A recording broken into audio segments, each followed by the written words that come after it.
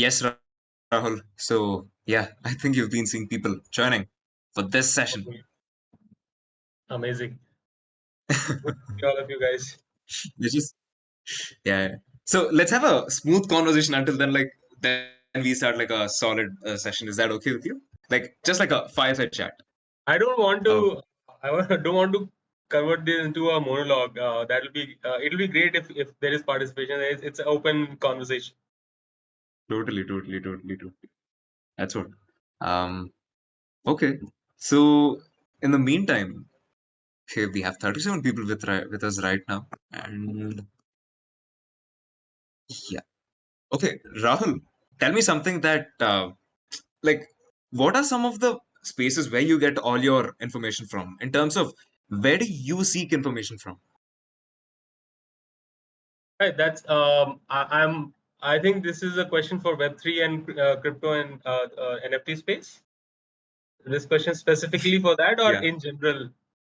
in general. Oh, that's a. Yeah, that's a wide enough question. So it depends on. It depends on the space. Most of my information comes from either books, if it's about tried and tested things, concepts which have been with us for a long time. So I usually rely on books. But if it's something like Web3, something like blockchain, which has only been around for a few years, we don't really have a lot of information in books right now. So for that, I seek out certain experts in the industry, certain early shall we say voices of the space, and I follow their blogs or Substack or follow them on Twitter.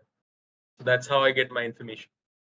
Got it. Rahul, and just a suggestion, the voice is too low. Maybe is there an external mic that you're using? Rahul? Let me do that. Let me use an external mic, Okay. and let me know if this works. Yeah, sure.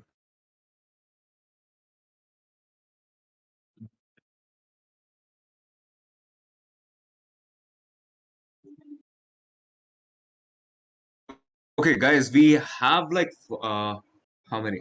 We have 39 people with us right now. And okay, if you scroll a little up, you can find Web3 chat section. I mean, yeah. I really want every single one of you to put yes if you're here in the conversation right now. Yes, are you here with me? Guys, can I see your participation? Yeah? Guys, faster. It's just above the Web3 stage. It's the first one at the top.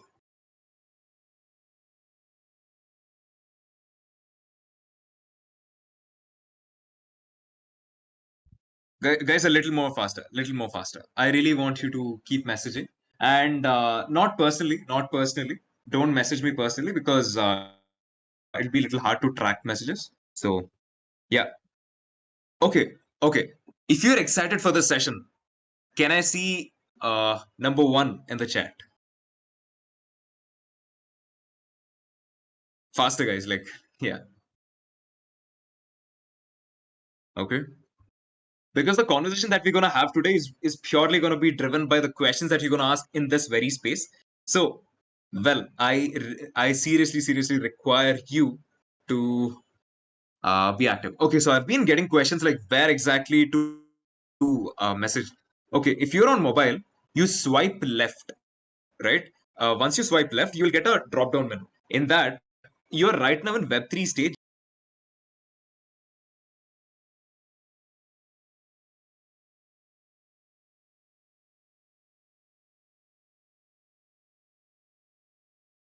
Looks like Chandan has dropped. Um, can you guys hear me? Can I say? Can I see yes in the chat?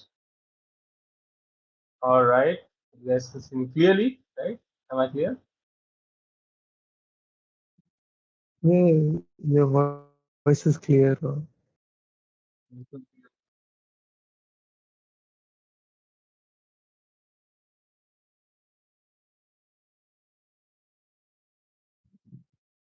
All right.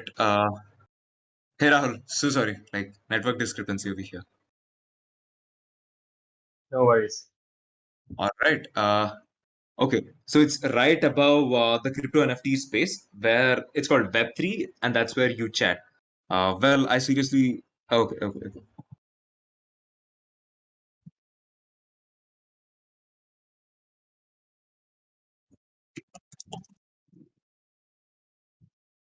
Okay.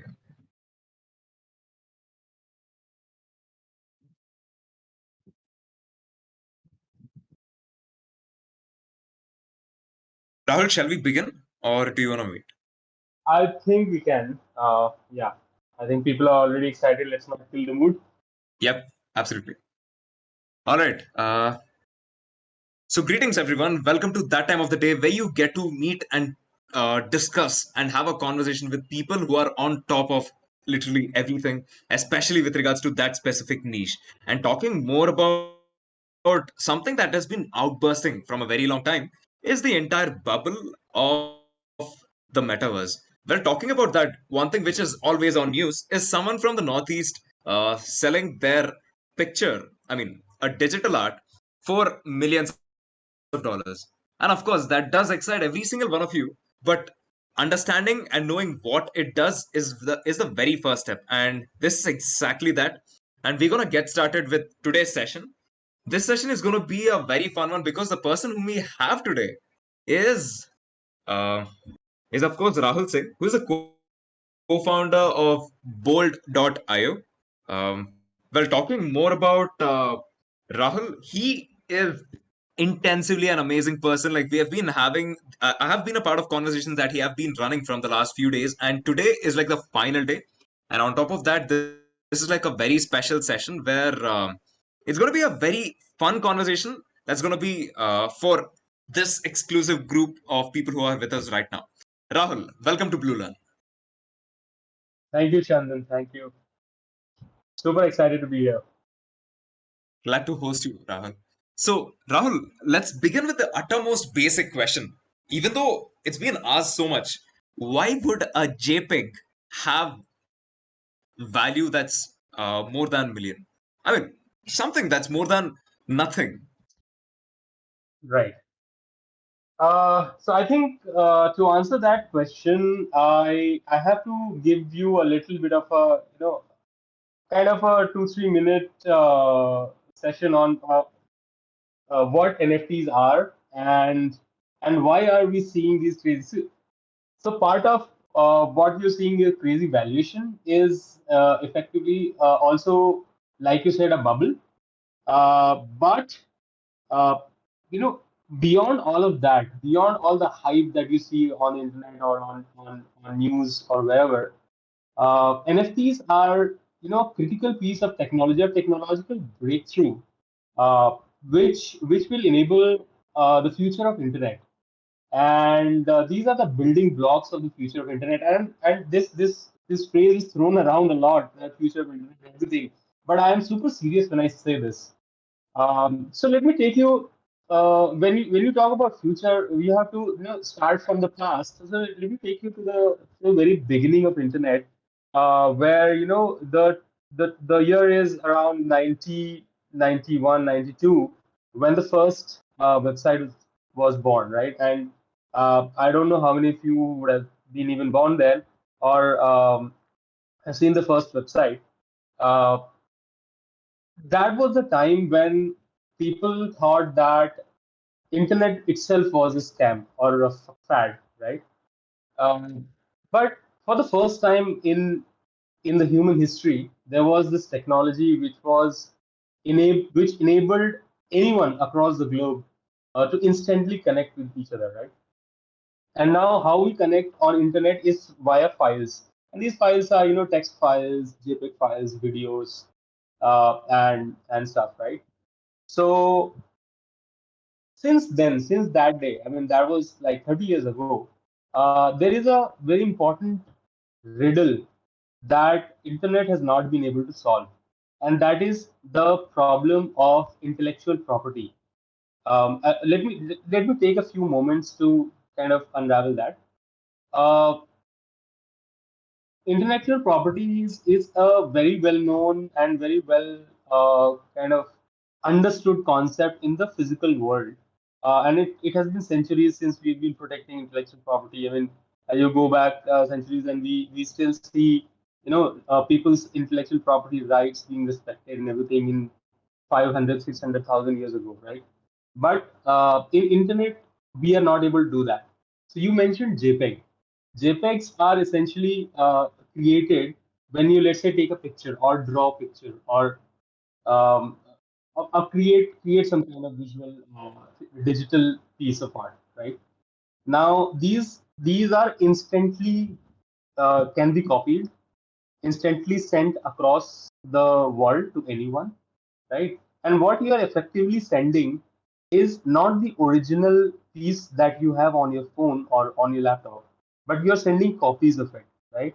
So any meme or any cat meme that you send to your family, it has been copied infinite times, and it again gets copied and sent across the internet. Now, since all of these artwork, shall we say, or anything that you produce is being able to copy instantly and send instantly across the globe, the original creator never gets paid, right? So information in internet age has been, been sent or distributed for free over the past 30 years. And the way it is enabled is via advertising, right? So advertising is the default model of internet because we are not able to protect intellectual property, and everything that you see on internet, it gets distributed for free. I mean, you watch content creators create YouTube videos, you watch them for free, but they are not really free because, of course, there is advertising. Now, when NFTs, when we get NFTs into the picture, what we are effectively doing is whatever you create, whether it's a picture that you take on your phone or an artwork that you create, you can actually protect it from being copied without you getting paid, right? So let's say you create a YouTube video and you post it on YouTube. So there are many things happening. First of all, anyone can copy that YouTube video and claim it their own. So let's say you produced a brilliant piece of YouTube video or a music, and you got 100 views, right? But someone copies that, puts it on their channel, and they get 1 million views. Now they are getting paid and you are not. And even they getting paid are via YouTube, because YouTube is collecting most of the value from that video. What NFTs enable is, effectively, if you have created that piece of content, then you will get paid every time that piece of content is distributed or sold or traded. That's why, uh, the from the beginning of internet, we have not been able to solve this copyright intellectual property issue. That is being solved with NFTs, and that's why I say that NFTs are the building blocks of future, because they will enable creator economy. They will put the economic power back in the hands of the creators and not the platforms. Got it. Rahul, here comes my next question. Because see, when we think about the entire thing of having a utility attached to NFT, that's where this thing comes in. Investing in an alternative asset class, something like NFTs, has been something like extremely popularized in the recent times. But do you think this is going to stay for longer? And of course, like, there are specified projects. But how do we ensure that this is a scam and this is something that we can hold on for years to come? Like, how do we make that differentiation though? Right. That's a very good question. And in fact, we see a lot of hype that is being created, and a lot of value created because of the hype, which quickly disappears when the hype disappears. You see, millions of dollars being spent on memes that have no real utility. So when it comes to any piece of work, right? it either has a utility in the sense that it creates some value, or it has a entertainment utility, or it has an artistic utility. For example, a painting, right? A painting has artistic utility. It doesn't really have any utility in the real world, in the real sense, but it still is very expensive piece of asset. And think of these digital art forms in the same way. So there will be some digital assets which will have real utility, which means that going forward they will act as some sort of store of value, whereas some art form on in the digital space will be purely an artistic representation, and they will be sold and traded and kept uh, in an art form to flaunt and to show the people that you just own it, right? And case in point, there are two examples I will take. One is the neon cat meme that became a super you know uh, it became a viral. Of course, it was a viral hit earlier, and because of that popularity, it was sold for around $600,000 the first time it was sold. Uh, Whereas that one does not really have a utility in double quotes. What we are building in bold, the art assets that we are building, that have utility in the gameplay that we build, as well as going forward we will be building cricket metaverse and creating the entire ecosystem of cricket for the cricket fans on a digital space, that those NFTs have utility. So think of it. I mean, you can do a parallel with the real world, right? And when you think about valuing these assets, you have to really dig deep and understand whether it's an artistic value. So of course, the way you value art, that all of that thing comes into the picture, or whether it has real utility. You have to read the white paper. You have to understand it.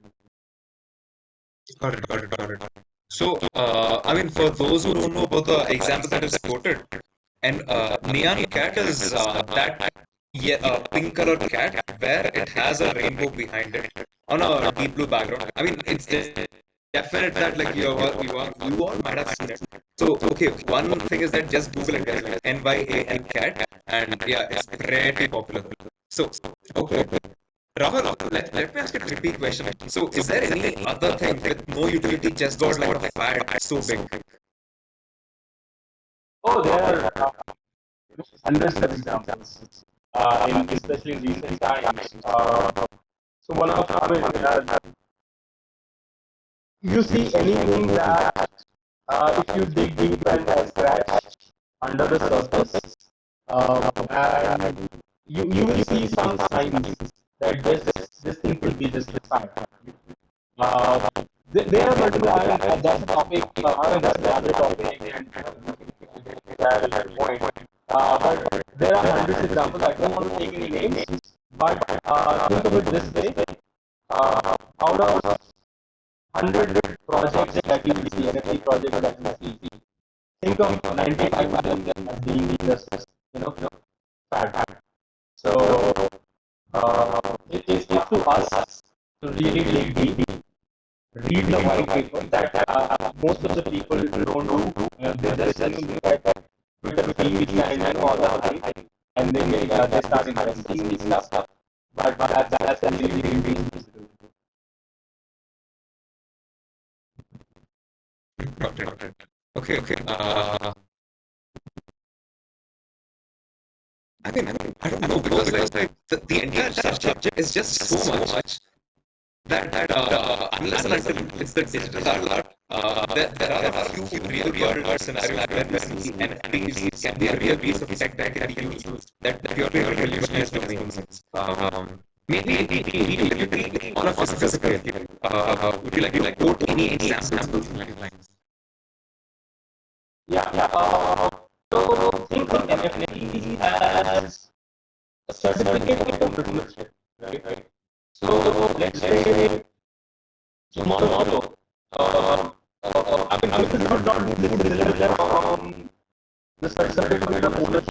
get for any, let's say you buy a house, right? What makes that house of yours is the deed that we get.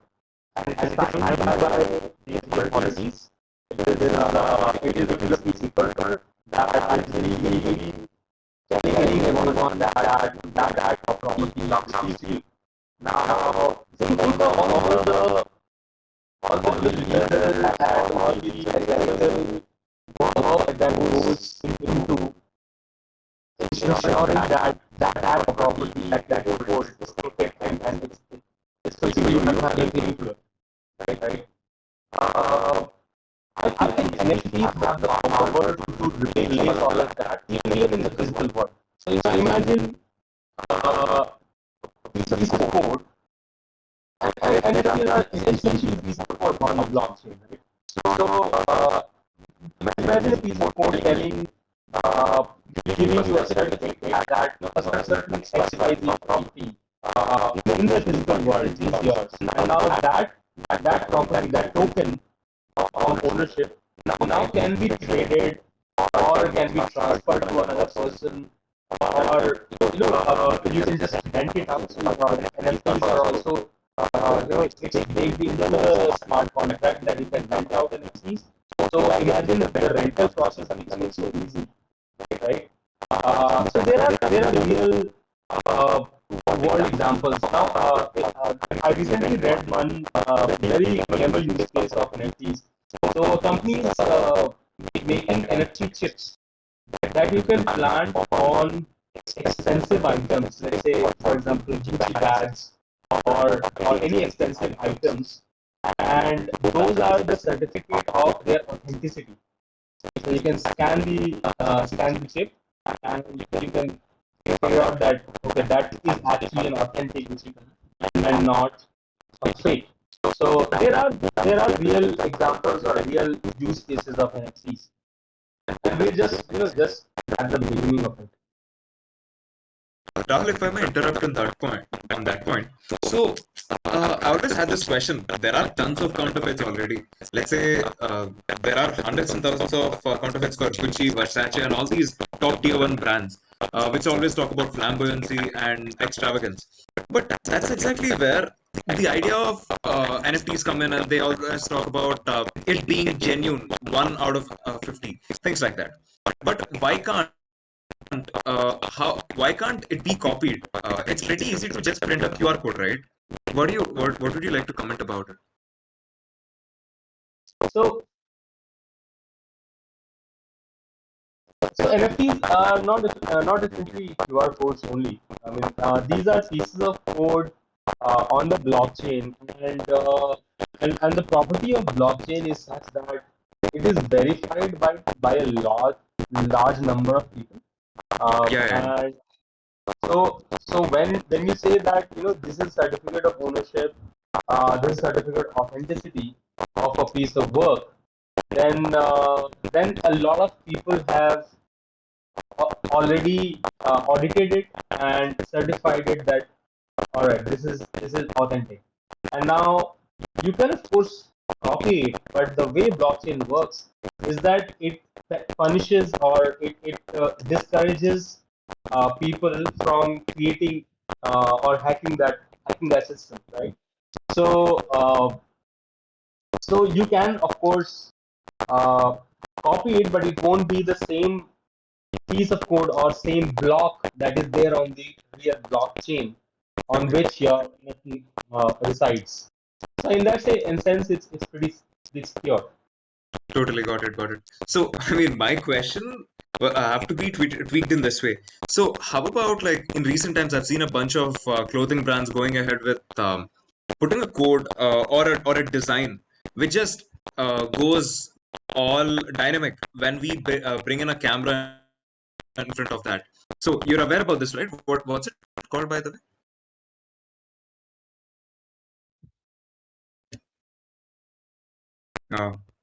Hello. Yeah. I'm not too sure about that actually. I'm not sure if Okay. it's related to NFTs. Okay. Maybe Okay, it's so a QR code thing. It's possibly that. I will take that. Yeah. Sure. So here comes my next question. Like every single NFT has been based on a specific chain, right? Like throughout this point, there seems to be a lot of chains in which you could mint NFTs. But what about you? Like, what's your preference upon like why did you choose something and what makes it special? Yeah. So I think minting NFTs is an expensive thing. It's expensive in terms of time as well as money, and a lot of these blockchains, for example, Ethereum blockchain, uh, it is already very congested. A lot of transactions are going on, and the way blockchain works is, of course, like I said, a lot of nodes on the blockchain, and nodes are nothing but computers, people. Uh, they verify every transaction that happens on the blockchain, right? So imagine every one on the chain verifying a transaction. It becomes a costly and time-taking, time-consuming process, right? So we wanted to choose a blockchain or a solution which was not time-consuming, so it was faster, as well as it was uh, economically more suitable for us. So we chose Polygon. Polygon is a level 2 Ethereum network, which essentially what it does is reduce the transaction to uh, to a fraction of what is their transaction time, to a fraction of what's on Ethereum, by basically bundling a lot of transactions in one, and also reduces the cost. So that's the reason we chose Polygon. And Polygon has been kind of the network of choice for a lot of these Web3 games where you have to mint NFTs and do a lot of transactions. Yeah, understood. Understood. Uh, okay, for the audience, you can ask your questions in the chat, or at the same time, you raise your hand, and we'll bring you up onto the stage in a few minutes. So here is a fun question, Rahul. Like, what if you were back in 2014? Uh, if you were to give an advice to someone back in 2014 about NFTs, what would that be? Back in 2014, I don't think NFTs existed. Okay, let's go to 16. Yeah, so the concept of NFTs came into limelight uh, when the Twitter founder put his tweet as an NFT. I think it was back in 17 or 18. So that's when the whole thing kind of came into limelight. I'm sure the people must have been experimenting with NFTs, because obviously blockchain was already quite old in that sense. I mean, in terms of technology, and Bitcoin had also existed for about 10 years then. So so people were thinking about what apart from currencies can we use the blockchain for, blockchain technology for, and then they thought about what is that it should be immutable. Uh, we need security. We need ownership record and all those things, and of course, apart from money, you have assets that need all of those things, right? Imagine money being the dollars or the rupees. That's your Bitcoin and Ether, and assets being your paintings or your gold that you have, or let's say a piece of antique furniture or whatever, right, that you can probably trade in the market. So that's also in the store of value, but that's not really currency. So these are the two use cases that came up for blockchain initially. And if I have to go back and talk about, or tell probably myself what I should do about it, uh, I would say that you know pretty much what I'm saying right now is keep away from all the hype and all the all the gas that's actually in the system. I mean, you saw that Twitter first tweet that was sold for uh, quite a few. I think it was 48 million or something. I don't know. I don't remember the figure, but that in the next sale it went down significantly, right? So avoid the hype and build real use case for the NFTs, and that's hopefully what we're doing right now. Understood. I was just checking the numbers at which it has been done. So yeah, it's been purchased for almost 2.9 million US dollars. So yeah, by Jack. It's the Jack Dorsey's tweet. Okay, Rahul, talking about assets again, like when you previously mentioned about assets, what do you think about BYAC, Board Ape Yacht Club? Uh, that's the talk of the town these days. So, Board Age Art Club, of course, it has created a lot of hype, and this was the first like really blockbuster kind of project that caught everyone's attention. And, to their benefit, it was during the bull run for crypto and for NFTs over the past couple of years. So I I don't see much of a utility for the NFTs apart from flaunting. So it's a piece of art. It's a really good piece of art, and people will love to hold them and flaunt them, and even trade them. But let's say if I look at 5 year, 10 year horizon, I don't see much of a longevity for that piece of art, and unless they can figure out some utility, which they are trying with the other side and um, um, the metaverse that they are creating right now and the ape coin, um, I see that fizzling out unless they can create some real use cases, which I don't see right now. But I hope they can work it out. Okay, okay. And I must agree, like, it's a piece of art, and the level to which it has been executed is purely amazing. Like, literally every single one of them knows. Rahul, do you see the association? Okay, by any chance, do you know this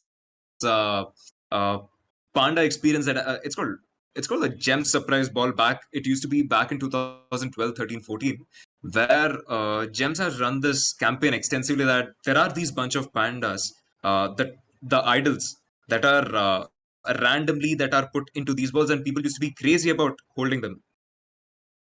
Yeah, absolutely, absolutely. I remember that. It used to be a fun thing, though. I mean, just imagining that to be for grown-ups on a greater economic scale is exactly what I see today as NFTs. I mean, with no associated value. Yeah. So here comes a question from the audience where how do you call out scams and Web3 projects out on the internet? Is there some way to identify these? Yeah, that's a very important question, and that's a very good question. Hmm. And the risk of repeating myself, first of all, I think you have to tune out all the noise, right?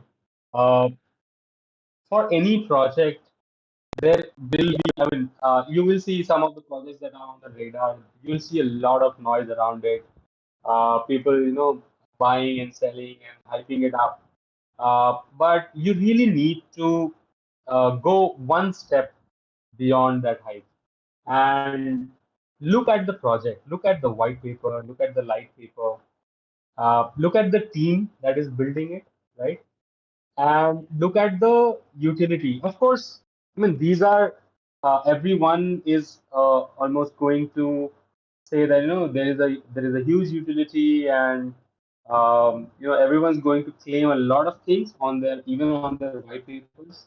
But you have to think, uh, is there, let's say, in a 2 3 year 4 year 5 year horizon, is this project, if you remove all the hype, is this project really going to add any substantial value to their audience, or to their people, to their customers? And if the answer is no, of course, you avoid it. But it'll be a little tricky to get to that answer. So it will take a bit of understanding of the space, understanding what the technology can do, and understanding overall what are the different types of projects or use cases. And if you have to create some kind of a thesis for yourself. So, for example, for me, I look at any project that I look at. First of all, I look at from a longish term perspective. I don't want to get rich quick. So that's one thing, and that's where most of the people get burned. So I don't want to 100x my whatever investment in 2 weeks or 2 months even. I look at 3 4 year 5 year horizon, and every project that I have invested in has that kind of passes that test. It is going to be around in that period of time. So you really need to do your research, man. I can't stress it enough. Exactly, exactly. This is no way an advice, but it's purely about the research that you do and what you believe in, right? Rahul, can we say that? Absolutely, absolutely. Yeah, you have to create your Okay, own thesis. okay. So here comes another question. So to enter into a world of Web3, where do we need to get the resources from to learn and start? I think overall in internet, I mean, if you want to get started, there's a lot of help available, but especially so in Web3, I think the community is really uh, kind of helpful in that sense. So a lot of the resources are available for free on YouTube, on GitHub, if you're a technical person, or if you just want to understand, get the basics right. I would recommend a couple of resources. There are a couple of YouTube channels. One is called Kinematics, and another is called Whiteboard Crypto. So these are two of the channels which actually explain concepts in a very easy to understand manner. Uh, Second thing I would recommend is to understand the basics of blockchain. I think a lot of people who want to enter or who have already entered the Web3 space don't understand the space, or don't understand the underlying technology behind it, and that's a recipe for disaster, man. So understand it. There are a couple of free ebooks available on Bitcoin, on Ethereum. Understand the space, understand the technology. You don't have to really get into the details of it, details of programming, but just conceptually and philosophically. So yeah, I think there are a ton of resources available, and I'll be happy to share some of these on the chat. Uh, yeah, that's where you can get started. Rahul, here's a question for you specifically. When are you launching your game? I signed up for I signed up on the website, eagerly waiting to play it. Will it be a paid or a freemium model? Right. So the first question: when we are launching, we are planning to do an alpha launch, which is a very closed kind of launch for our alpha testers next month, at the beginning of next month, or middle of next month. And if you want to sign up to be our initial alpha testers, then welcome. You can join our Discord group and sign up for it. Uh, Whether it is a freemium or a paid, it's a freemium game where you will be able to play without paying as long as you want to. And the way we are building it, it's not pay to win. So we're keeping that aside. But if you want to really enjoy, immerse into the experience, then you can basically buy some assets, and this is not really pay, but it's not really cost, but I would say it's an investment, because these assets are portable and tradable, and they are going to increase in value. So you can also you know uh, earn. So the way we would call it, play to earn, or play and earn. So that's what we will do. could explain a little more about like play to earn, because when you mention on the website saying that this is world's first play to earn game, if I'm correct, right? It's the world's first play to earn game. So how World's does it first. work? Like, what do you mean by that? Right, right. So it's world's first cricket play to earn game. Uh, so how it works is any play to earn games in the Web3, you have certain assets which are NFTs. Uh, so first of all, you can buy those assets, and as your assets get utilized in the game, right? So for example, we have player cards and we have stadium cards, right? So these are limited assets, of course. First of all, there are only certain number of these assets.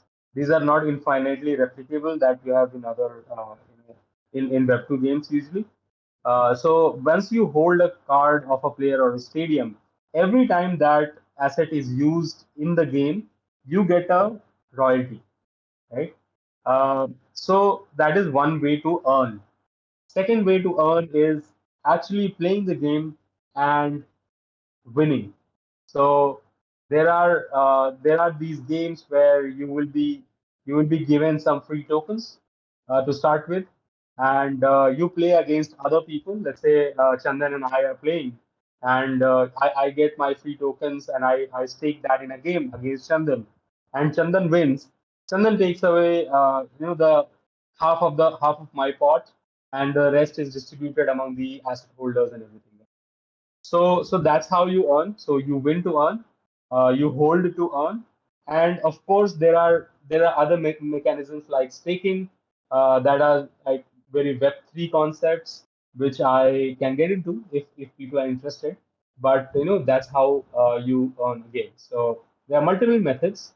Going forward, we'll also add monetizing your own data. So unlike in Web2 where big corporations like Google and Facebook monetize your data, in Web3 you control your own data and you can monetize your own data. So that's what we will be bringing in. And we'll also be bringing in sponsorship. So for example, if you hold a stadium card and you want to independently get a sponsor for your own stadium, let's say a Pepsi or Byju's or whoever, right? And you want to showcase their logo on your stadium every time the game is played, you get paid directly. It's not the platform and then uh, which shares that. So all of these methods are there to earn while playing. Right, understood, understood, understood. So here's another question. When you talk about stadiums and yeah, here we go. So NFTs are being interconnected with Metaverse, but not really every single NFT is going to be representative on the meta space, right? I mean, sorry, Metaverse space, where it's just a concept, but it's in the very nascent stage. So what's your take on NFTs being an integral part of the Metaverse on a general perspective? Yeah, I think I get the question. So what makes the metaverse experience unique, right? Um, I think it's the part where you are interacting with stuff within the metaverse that is not fake, that is not a bot. Let's say you are interacting with a person on the metaverse, right? Um, you can instantly identify that whether this person is a real person or a fake person. Of course, uh, with data protection and everything, you won't get to know their identity and everything, but at least you can look at their block and understand that this piece of block, which is an NFT, which is an avatar in a metaverse, is a real authenticated avatar, right? If you are in metaverse, and recently you would have seen Reebok opening their store on metaverse, um, and Onyx opening their bank and stuff like that.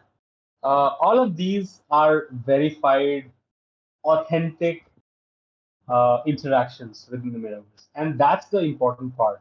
So all these NFTs, by the nature of them being not replicable, not stealable, and authenticated, you know for sure that you are interacting with legitimate stuff. And that's what makes the metaverse experience unique or real.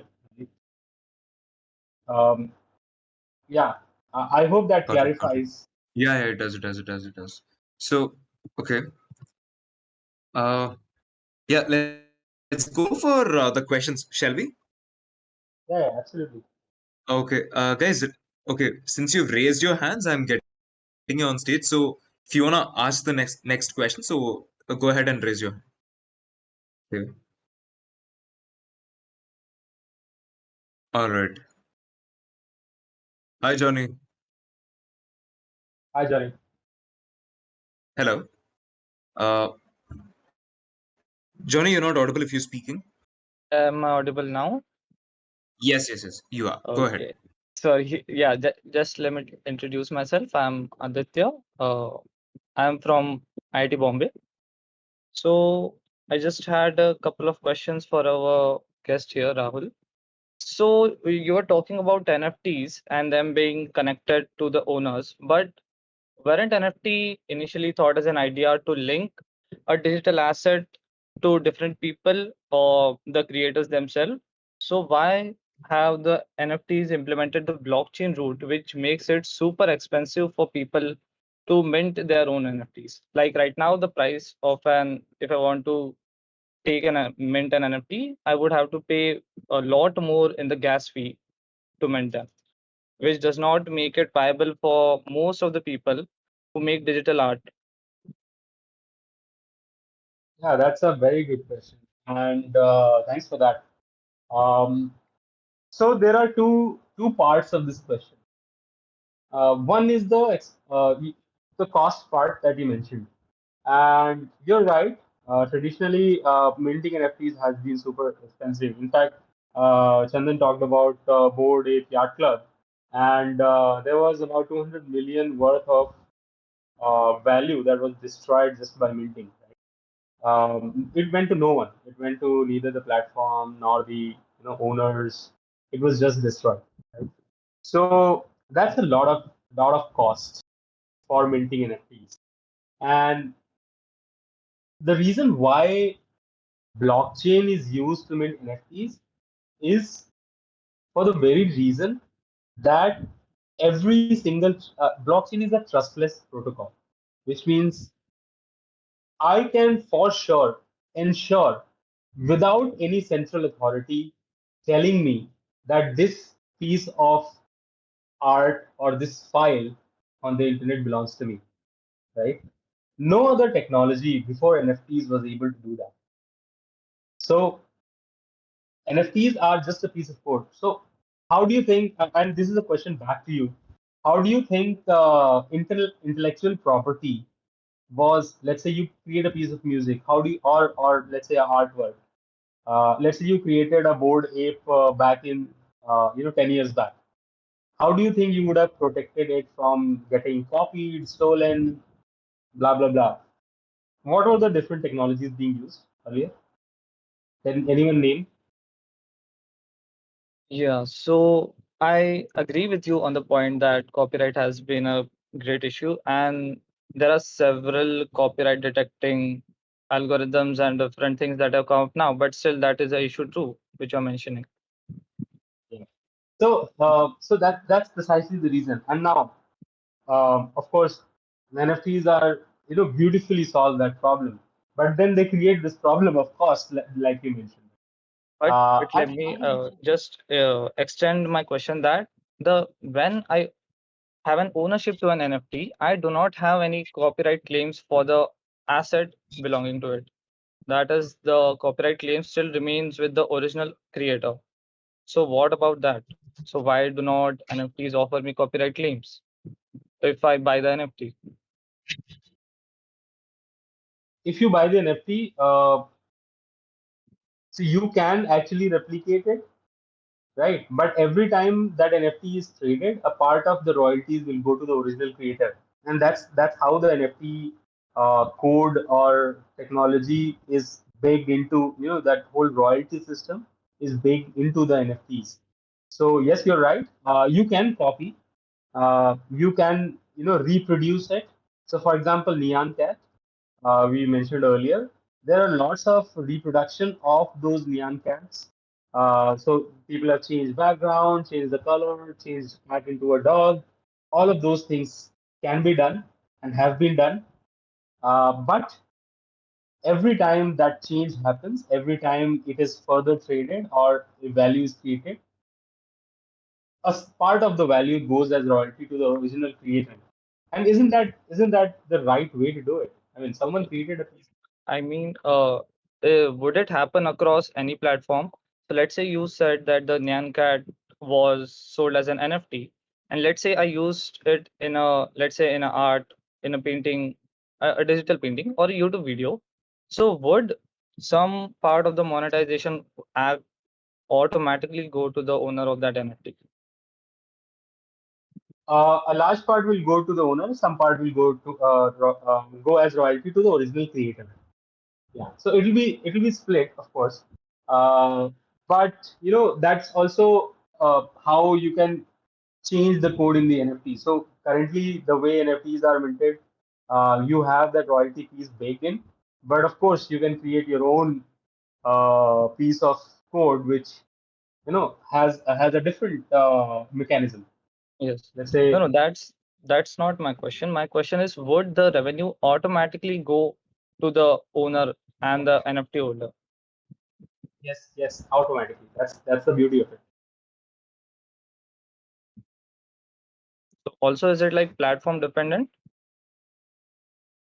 No, NFTs are platform agnostic. What happens on platforms is all the transaction fee and the different blockchains and different technologies that you can mint on.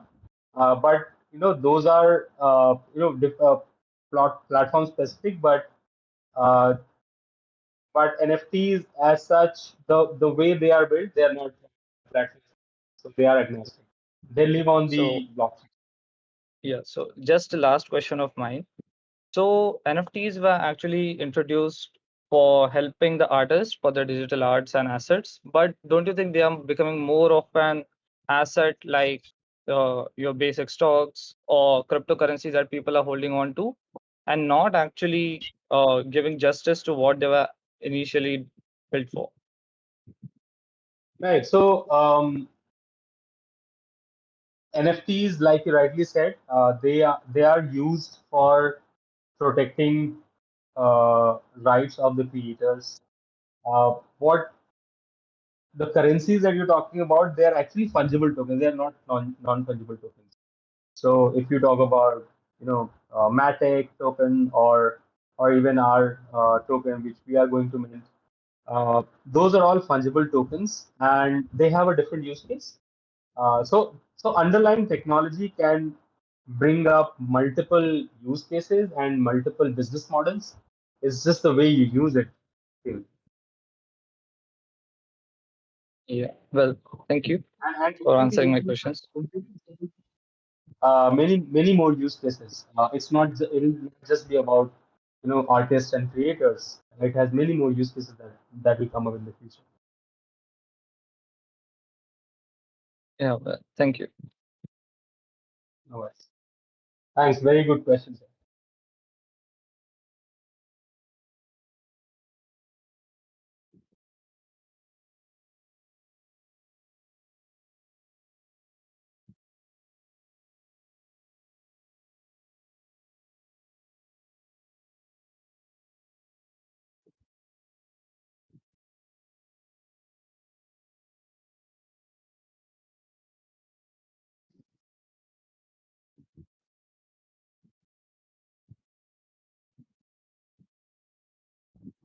It's in the is anyone able to hear me? I'm not hearing it.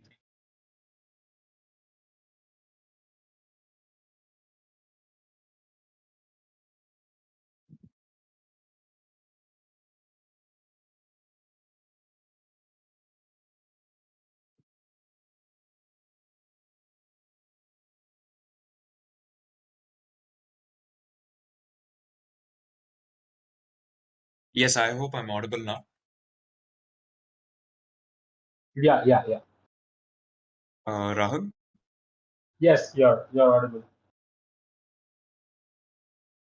Am I audible?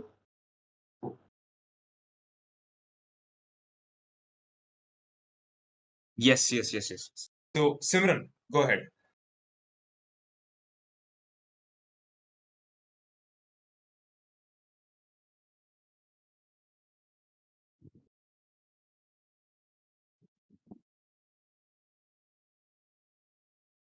Simran, you're on mute if you're trying to speak.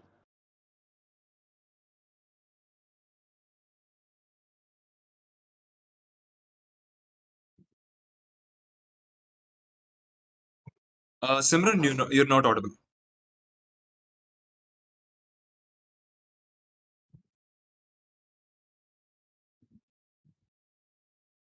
Okay.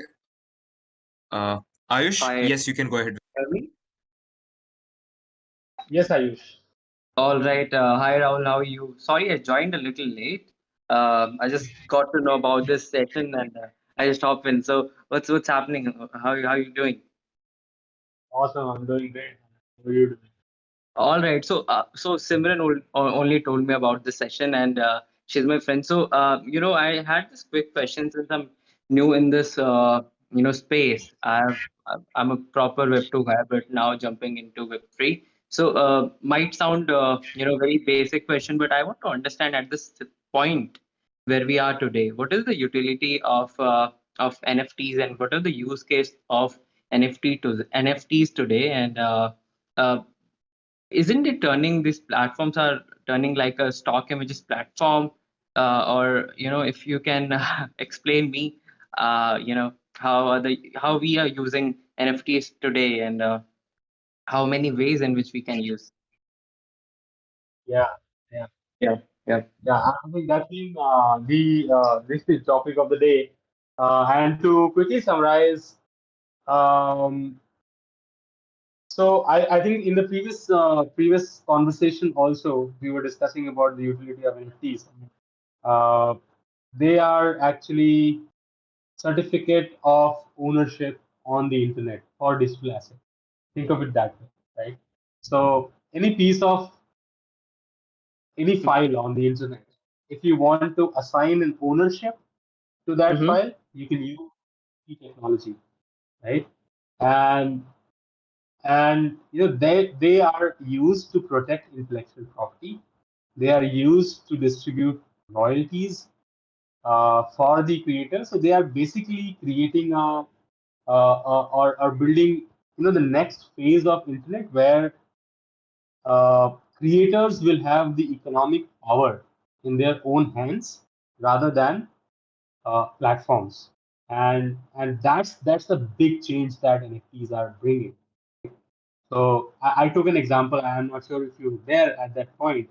I took an example of you, let's say, creating a YouTube video, which is an amazing piece of work, but you only have, let's say, 100, 200 followers, and it gets watched that many times, and someone finds that video, puts it on their own channel, and that blows up, right? Goes to a million, 10 million, 10 million views.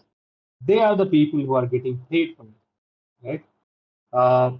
And they are the people who are getting only fraction of the value because the majority of the value is kept by YouTube themselves, right, through advertising and stuff. Now, what NFTs enable is that, first of all, no one can copy that piece of art that you have created.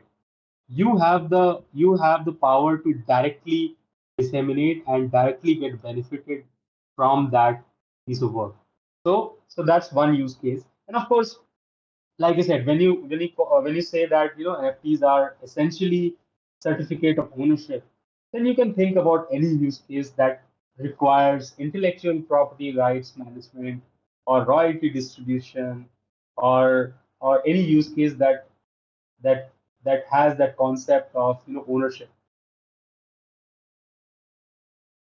All right, understood so far. So I had just this, add-on question on this.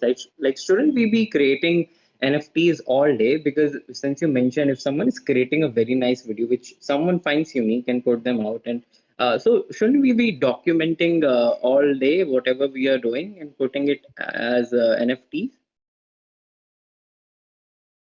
So if you think that the thing that you are creating is of value, of course you should, right? Plus the And liquidity of it, if you can, share more thoughts about that.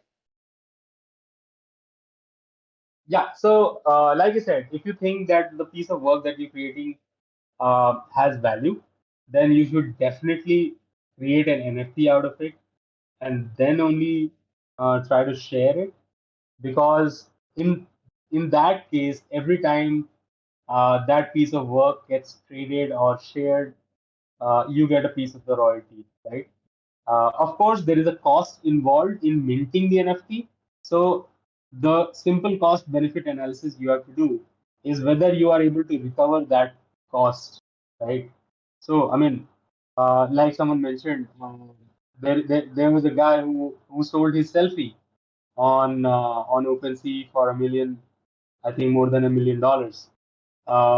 Of course, not everyone's selfies are going to fetch $1 million. I hope that was true. But yeah, I mean, if people say that something has value, then that thing gets value. Correct, correct. But today, if we were to market an NFT, what are the ways people are trying? Yeah, yeah. Hello. Yeah, yeah. Yeah. So I want to understand what are the right ways of marketing an NFT and making it unique and plus positioning as it is something of a higher value. And how do Hmm. we make NFTs not just look unique, but actual it is making something, helping out people, not just the artist, but if even if someone is a shop owner and how they can leverage this industry, Hmm. Interesting. Right. So the way I would answer that question is by saying that first of all, you need to. So there are two use cases for NFTs. One is purely in the visual and sensory term, where the NFTs is actually just a piece of art that anyone wants to hold, and the inherent value is just that piece of art. Right? For example, Mona Lisa painting, right? It does not have real life value. It's not feeding anyone, or it's not doing anything in real life, but it has a visual, art value attached to it, and a large value attached to it, even historical visual. Right? So that is one use case. Second is real life use case. I think that's where your question actually lies. How we can create real value in NFTs. And the way to do that is via creating some sort of utility of the NFT, or of the piece of work that you're creating. Um, I would give you a simple example. Let's say you write a paper, right, which is unique, and which is an original thought that you think that will benefit the industry. Let's say you come up with some new invention or some new discovery, and that you put on a piece of paper. Now you can convert that into an NFT, and that has real value. And every time that piece of paper is opened or used, you get paid for it, right? So that's where you create value, and it has real utility. So if that NFT has real utility, of course its value is going to go up as its adoption increases. I totally agree, sir. I totally agree. Sorry, I'm just asking too many questions, but I just had another quick question. How do we make other people understand, people who are, not that aware about this industry and who might get a lot of benefit? So, what could be the easiest way of letting people know about the power of NFT and these things? That's a multi-billion-dollar question, actually, to be honest. And Thank you, thank you. Yeah. I hope people, I hope people can figure that out quickly, because There are no easy ways if I have to answer you honestly. So the way you tell people about the value of anything is through marketing. So you have to do an honest marketing if you want to, promote a piece of work or promote a project which involves NFTs, and this will of course go into the entire marketing 101 space. But effectively, you have to first understand who your audience are, who are you creating that project for, who are you creating that utility for. Select those people in a group, and these days, community is created before the product is even created, and that's the nature of Web3 now. So you create like-minded people. You create enough hype around what you are trying to build, and create real believers. And if you have, let's say, 100 fans, right, you don't have to get into millions initially. If you have 100 fans who really believe in your project and really believe in the utility that you're creating, the value that you're creating, then those are the real fans that you can then capitalize upon. So use social media, use Discord, use partnerships. For example, our bold partnership with BlueLearn. I think they are like-minded or like-minded people who are on both sides, and their mutual value that we are creating. That's how you kind of spread the word. And the more people believe in your project, the more value you're creating for your project. So Yeah, it's makes sense. there's Yeah, yeah, makes sense. The community is powerful today, and this could be one of the primary ways to market it and let other know or create awareness for that matter. So yeah, makes sense. Thank you. single Yeah.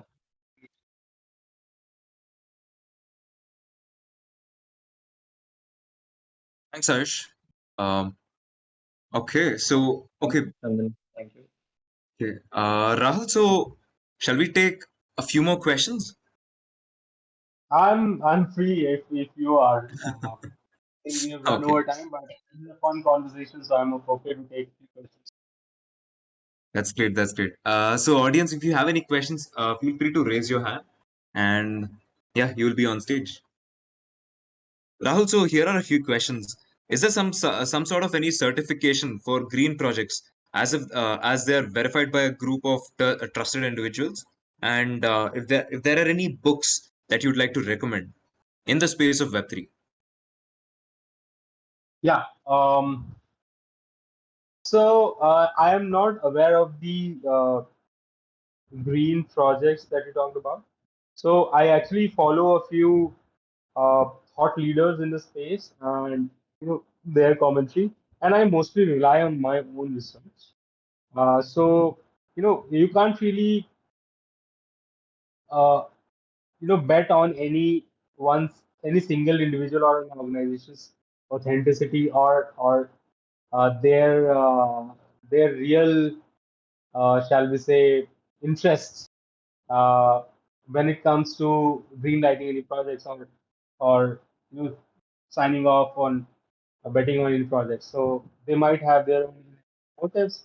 So it's always good to have your own do your own research, and the way you do it is, you know if any project catches your eye or gets into, you go there and check out their team, check out their white paper, whatever is available, and talk to people who you trust rather than anyone on the internet.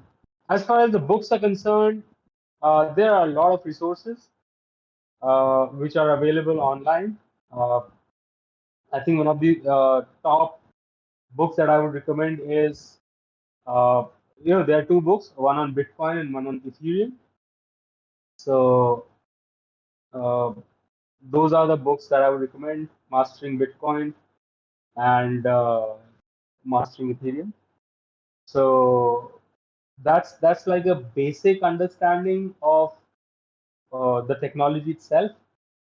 Then there are a few books on, if you want to go deeper into tokenomics, into cryptos, into assets. Uh, you can get into that as well, right? So this space is actually pretty evolving. So there's no, I would say, no single source of truth right now for that. I mentioned earlier a couple of YouTube channels where you can get a like an overview of the space. Cinematics is pretty good. I really like the clarity of explanations and everything. And second thing is Whiteboard Crypto, where and first of all, I mean, I just follow them. They are not paying me to promote them. So so those are the two I really like. There is a course on Coursera which you can audit for free. It's on tokens and economics and DeFi if you are interested in that space. I read that. So yeah, plenty of good resources available. What I'll do is I'll note some of these down on the website so that people have a note of it. Definitely, that would be great. It'll be easy as well. So, Rahul, so before we end the session, would you like to say something? Uh, yeah, I think I don't want to repeat anything that has been said. I just want to say that it was very interesting session, and thanks for coming. And there is a lot of interest in the space. There's definitely a lot of value to be created if you scratch under the surface. So do uh, explore, do think about this as your maybe not as a career opportunity. If you want to make Web3 or crypto or blockchain as a career, that's great. I think there's a great opportunity there.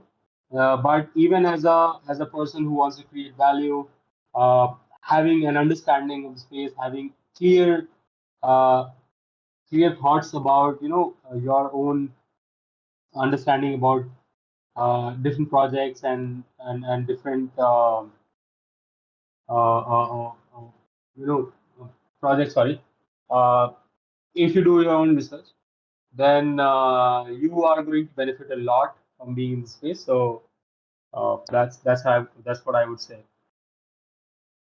Thank you so much, Rahul. I mean, this session, as I say every single day, a lot of what do we what applications that all makes a lot of sense, and at the end of the day, these are what really sticks to us, and that's exactly what I've grabbed out of this session.